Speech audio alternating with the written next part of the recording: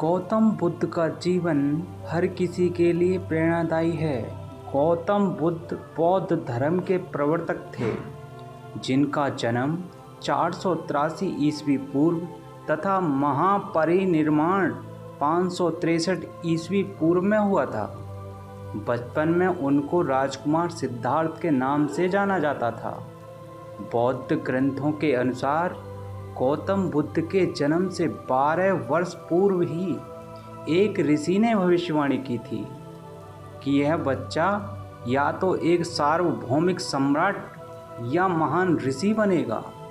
35 वर्ष की आयु में उन्हें ज्ञान की प्राप्ति हुई थी। वह संसार का मोह त्याग कर तपस्वी बन गए थे और परम ज्ञान की खोज में चले गए थे। आइए आज हम आपको सिद्धार्थ के महात्मा बुद्ध बनने तक के सफ़र के बारे में बताते हैं। बुद्ध का गोत्र गौतम था। बुद्ध का वास्तविक नाम सिद्धार्थ गौतम था। उनका जन्म शाक्य गणराज्य की राजधानी कपिलवस्तु के निकट लुम्बिनी में हुआ था। इसी बीच एक बहुत बड़ी अनहोनी भी हुई। बुद्ध के जन्म के 7 दिन बाद उनकी माता का देहांत हो गया था।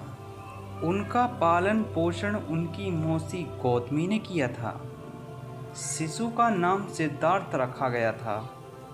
शाक्य वंश के राजा शुद्धोदन सिद्धार्थ के पिता थे।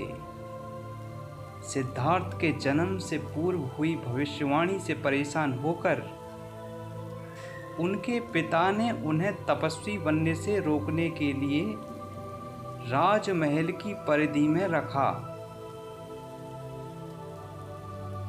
गौतम राजसी विलासिता में पले बढ़े।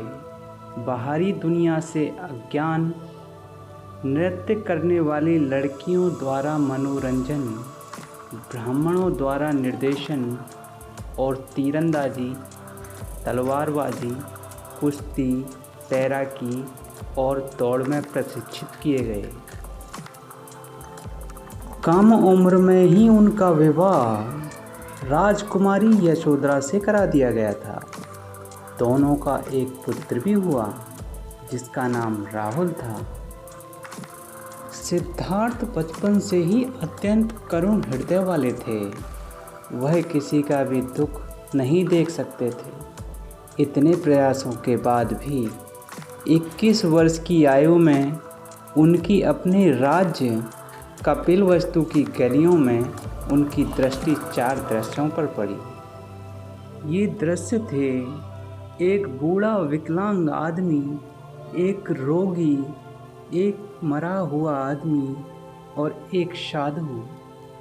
इन 4 दृश्यों को देखकर सिद्धार्थ समझ गए थे कि सबका जन्म होता है, सबको बुढ़ापा आता है, सबको बीमारी भी होती है और एक दिन सब मृत्यु को प्राप्त होते हैं।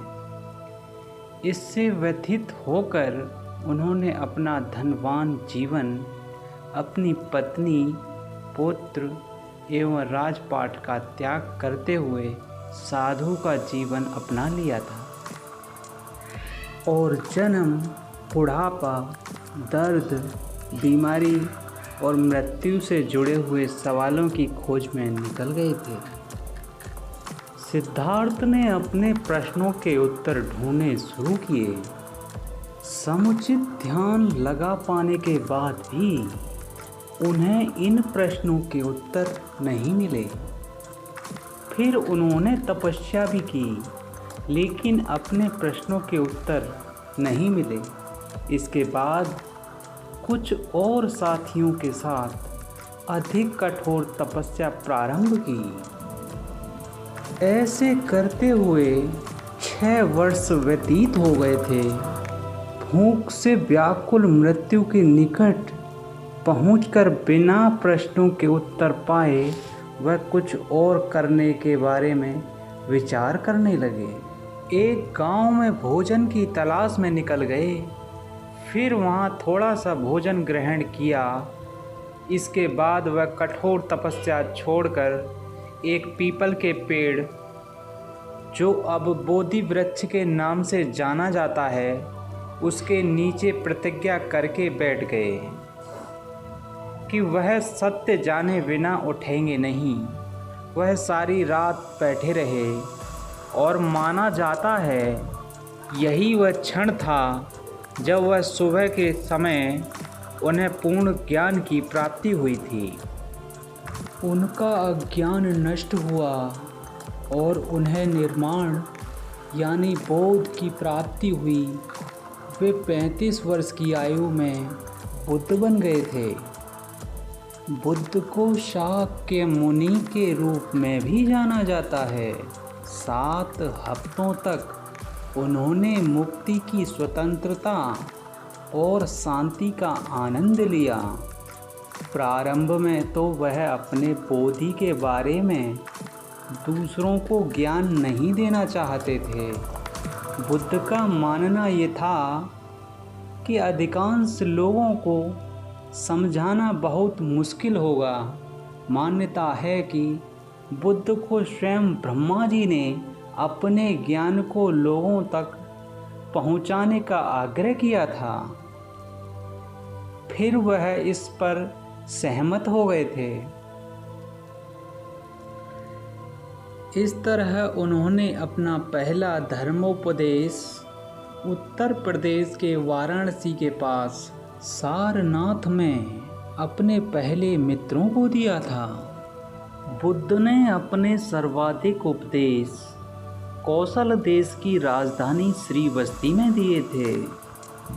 इनके प्रमुख अनुयायी शासक थे बिंबिसार, प्रसेनजित, उदयन। बुद्ध की मृत्यु 80 साल की उम्र में कुशीनारा में चुंद द्वारा अर्पित भोजन करने के बाद हो गई थी, जिसे बौद्ध धर्म में महापरिनिर्वाण कहा गया है।